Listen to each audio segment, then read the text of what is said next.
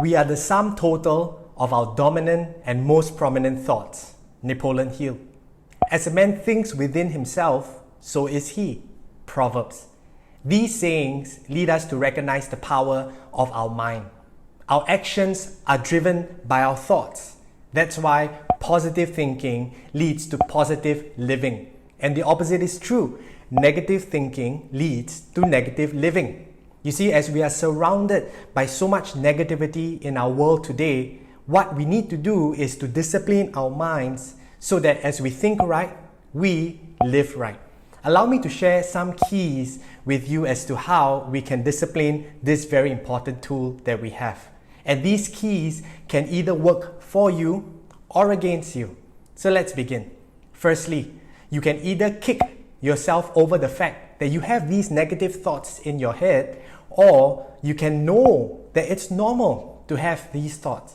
But what we do with these thoughts is of great importance. And that leads me to my next point. You can either entertain them or you can choose to eliminate them. You see, in entertaining these negative thoughts, I've come to realize that what we brood over, we breed. When we brood over negativity in our minds, we start to breed more negativity. And that's why I coined a syndrome called the slippery slope syndrome. I realized that all it takes sometimes is one negative thought that will lead us down this slippery slope to cause us to become more and more negative. So what's important is to eliminate them. And the way we can go about that is through the next point. You either yield to these thoughts or you take control. You see, we give access to what we choose to listen to what we choose to believe in. So choose right, make that decision to be able to discipline our minds.